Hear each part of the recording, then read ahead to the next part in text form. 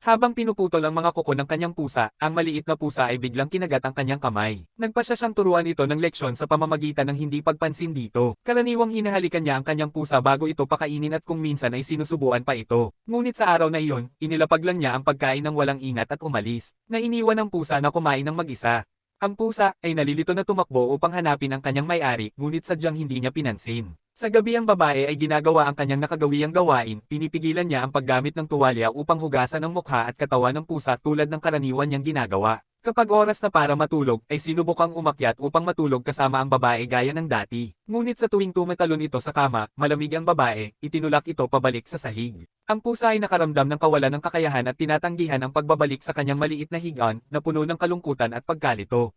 Kinabukasan, sa wakas ay napagtanto ng pusa ang pagkakamali nito at nagsimulang ipakita sa babae ang tunay na pagmamahal, umaasang mabawi ang kanyang pagmamahal at init sa pamamagitan ng taimtim na paghingi ng tawad.